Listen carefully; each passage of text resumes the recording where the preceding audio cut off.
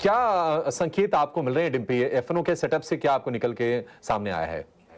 देखो मैं मैं कोई क्यास तो नहीं लगाऊंगा, मैं सिर्फ जो डाटा बोल रहा वही बात बोलूँगा। मार्केट में दो चीज़ें बड़ी अहम है इस समय। पहला, जो करना अभी आप कीजिए अभी, नहीं तो बाजार इस पे फिर रिएक्शन नहीं देगा।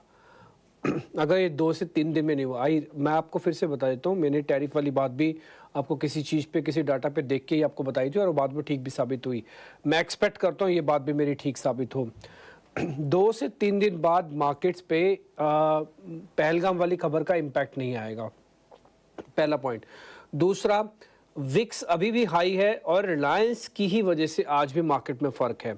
अगर आज आप देखेंगे तो आज एक्चुअली में ज़्यादा फॉल बैंक निफ्टी में है, वो पॉइंट्स में भी है और कन्विक्शन में भी है। निफ्टी में उतना बड़ा फॉल नहीं है। निफ्टी क्या कर रहा है कि अपने रेजिस्टेंस को भी सपोर्ट को भी टेस्ट करने के लिए नहीं जा रहा और रेजिस्टेंस को बार बार चैलेंज कर रहा है।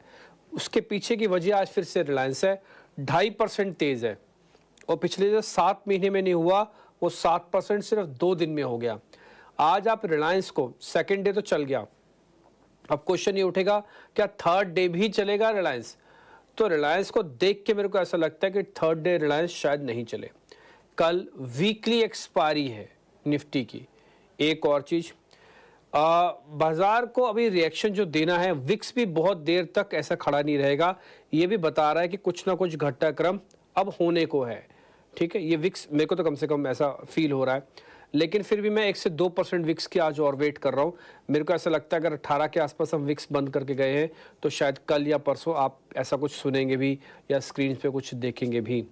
ये मेरा पॉइंट है वैलिड, जो मैं आपके सामने रखना चाहता हूँ। एक और चीज़ मैं रखना चाह रहा हूँ आपके सामने, एक बार जरा एडवांस डिक्लाइन की रेशियो दिखाएंगे, एडवांस डिक्लाइन की रेशियो जरा दिखाइएगा और साथ में एक ऑप्शंस का ट्रेड भी दिखाइएगा अगर दिखा सकें तो आप। तो जरा दिखाइएगा 24,200 की कॉल और 24,200 की पुट, कोई भी स्ट्राइक की, हाँ अपने कोई भी मंथ की। तो आप देखिए एडवांस डिक्लाइन रेशियो आज खराब है ना? कल जबकि एग्जैक्टली बिल्कुल ठीक था, आज थोड़ा सा खराब है और एनएससी और बीएससी के शेयर्स में भी आपको हल्का हल्का डिफरेंस दिखेगा। तो ये भी बताने के लिए सफिशिएंट है कि मार्केट आज पूरी तरह से एक रेंज में रहेगा, ना तो सपोर्ट तोड़ेगा ना ही रेजिस्टेंस। आपको सुबह ध्यान होगा, आज चंदन तापड़िया हमारे साथ थे, एक लेवल उन्होंने दिया था आपको अगर याद हो तो 24,444 का लेवल था, 24,444 का। आज का जो हाई बनाया ना वो एग्जैक्टली यही लेवल है और उसके बाद से इस लेवल को हमने पार नहीं किया, बाकायदा नीचे आए। बट नीचे आते समय रिलायंस की सपोर्ट मार्केट को नीचे नहीं जाने दे रही। आज अगर आप मेजॉरिटी ऑफ द टाइम देखेंगे तो bank Nifty majority of the time लाल निशान में है और माइनॉरिटी ऑफ द टाइम आज निफ्टी लाल निशान में है।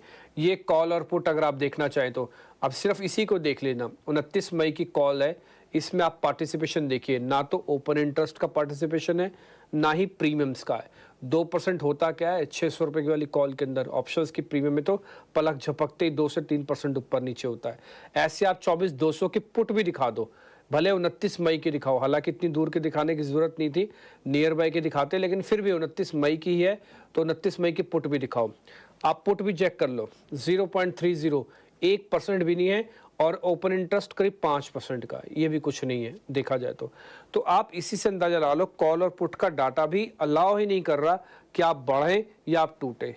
उसमें फिर रिलायंस भी आपको बढ़ने और गिरने देगा, ये दोनों ऑप्शंस मैंने दिखाई है। अब आप 30 अप्रैल वाली को हटा दो क्योंकि फिर ये एबनॉर्मल हो जाएगा, फिर रखना है तो फिर सबको अब चलो यही रखो। अब देखो कॉल भी टूट रही है, पुट भी टूट रही है, तो दोनों का कन्विक्शन लूज कर रहा है मार्केट, सिर्फ एक रेंज में रख के दोनों से प्रीमियम मीट कर जाएगा। और हम सब यही सोच के बैठे हैं कि 17.5 का विक्स है तो अभी कुछ करेगी सरकार तो मार्केट उस पर रिएक्ट देगी। बॉस मार्केट रिएक्शन ही नहीं देगा 2-3 दिन के बाद तो ये सारे डाटा मेरे को थोड़ा सा आपको दिखाने लगा कि हाँ थोड़ा दिखा रखने चाहिए आपके सामने। एक और बात जो मैंने सुबह भी आपको बताई थी, बड़ी इंपॉर्टेंट चीज़ है, एफआईएस की होल्डिंग 42% हो चुकी है। रुचित भाई अच्छे से जानते हैं, रुचित जैन हमारे साथ कार्यक्रम में जुड़े हुए हैं, अमोल अठावले भी हैं। रुचित तो रोज ट्रेड देखते हैं, एफआईएस की पोजीशंस को रोज कैलकुलेट करते हैं खुद से, मैनुअली भी देखते होंगे। तो आप देखोगे ना 42% है। जब पिछली बार बैंक निफ्टी ने हाई बनाया था ना तब 34% थी एफआईएस की लॉन्ग पोजीशंस, और अभी तो पहलगाम का मैं सॉर्ट ऑफ कह सकता हूँ कि बदला लेना भी बाकी है। अब उससे पहले एफआईएस की होल्डिंग करीब 42% चल रही है। तो ये बताने के लिए सफिशिएंट है कि मार्केट्स में इस समय फियर तो नहीं है, बट हाँ वो एक जो घटनाक्रम अनफोल्ड होना चाहिए वो अपनी आंखों से देखना चाहता है बाजार, इसलिए विक्स को बढ़ा रखा है। अदरवाइज नहीं तो विक्स भी ठंडा ही होता। ठीक, तो रफ सारी कैलकुलेशंस मैंने आपको बता दी। एक चीज आपको बस फॉलो करनी है, that is stance of a cautious का स्टांस को मेंटेन रखना। 24,200 गया 100% 24,000 आएगा, और 24,400 गया 100% 24,600 भी आएगा। बट वेट करो किसी लेवल के जाने की या तो आने की। अभी हम बीच में हैं, इसलिए कोई बड़ा फैसला आप भी ना लेना। अगर सरकार बड़ा फैसला नहीं ले रही तो आप बड़े फैसले को लेना चाहते हो ट्रेड में, आप भी थोड़ा रुक जाओ। धुआंधार शुरुआत हुई, फर्स्ट सेशन बहुत इंटरेस्टिंग था और फिर एक छोटे दायरे में ट्रेड हो रहा है। ऐसा भी नहीं कि कोई बहुत कमजोरी है या बहुत तेजी है। सर पहले तो यही समझना चाहेंगे कि आज मार्केट में क्या क्या हुआ, क्यों हुआ? देखिए, सबसे बड़ी बात आज जो बाजार में हुई वो ये कि पिछले 2 दिनों से लगातार कैश मार्केट में एफआईज और घरेलू फंड की खरीदारी हुई। ये बाजार में जोश भरने वाली थी, राइट। पहली चीज तो ये थी। दूसरी चीज, आपके ग्लोबल मार्केट्स मजबूत है। तीसरा, आरबीआई ने ओएमओ का ऐलान किया, वो अच्छा था। कल जो क्लोजिंग मिली थी निफ्टी पर 24,328 की, वो हाईएस्ट क्लोजिंग थी जहां से हमने करेक्शन के बाद तेजी की शुरुआत की।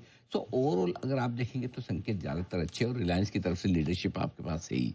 तो इन सब के बीच में एक मजबूत शुरुआत होना तय थी, और इसलिए हमने कहा जहां खुले वहीं पर खरीदिए, और वहां से करीबन 100 पॉइंट की तेजी और निफ्टी में बनी। ठीक है, अब व्हाट नेक्स्ट, ये तो अभी तक हो गया। करेक्ट। आगे क्या?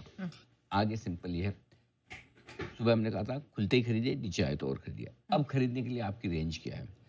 निफ्टी पे पहले बात करते हैं जी। निफ्टी कमजोर तभी होगा जब 24,300 के नीचे ट्रेड करना शुरू करे। 24,300। हाँ, आज का 290 लो है आज का, ठीक। उसके नीचे है। और वैसे करेगा नहीं तो आपके लिए सपोर्ट पहला 24,300 ही हो गया, लेकिन जो खरीदारी करने के लिए मजबूत जगह है वो आपके लिए 24,125, 24,250 इस रेंज में आए तो किसी के इन्विटेशन का आपको इंतजार नहीं करना कि कोई आयर है। मैं होऊंगा शो में तो बोल दूंगा, बट अदरवाइज आप वेट मत करिए। ठीक है ना, एक बार बोल दिया बार बार इन्विटेशन कोई देता नहीं आजकल। ठीक है ना, आजकल तो कार्ड आने भी बंद हो गया, आजकल ई इन्विटेशन ही आते सारे। इनविटेशन ही होता है। हाँ, पहले तो ऐसा था कार्ड से भी नहीं जाते थे लोग, बोलेगा पर्सनली फोन नहीं किया। उसके पहले ऐसा था पर्सनली आके नहीं बोला। कहाँ से उस जमाने से कहाँ आ गए हम। सही बात। चलिए, निफ्टी के लिए रेंज है आपके लिए 24,125, 250, जिसके लिए आपको इन्विटेशन नहीं मिलेगा, आप खरीद लीजिएगा आए इस रेंज में तो। और बैंक निफ्टी के लिए ये रेंज है 55,075 से लेकर 55,300 की रेंज है। ये रेंज अच्छी, इसमें खरीदारी की जा सकती है।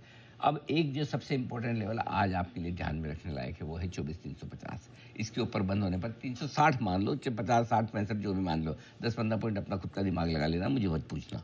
ठीक है, इसके ऊपर बंद होने पर तेजी और बढ़ेगी, और बैंक निफ्टी पर 55,650 के ऊपर बंद होने पर तेजी और बढ़ेगी। क्यों? क्योंकि जैसे आप 55,650 के ऊपर बंद होते हैं बैंक निफ्टी में, आपको जो आज क्लोजिंग मिलेगी वो लाइफ हाई वाली क्लोजिंग मिलेगी। ओके। कल आपकी जो क्लोजिंग थी सेकंड हाईएस्ट क्लोजिंग थी, और आज लाइफ हाई वाली क्लोजिंग मिल सकती है अगर इसके ऊपर बंद होते हैं तो।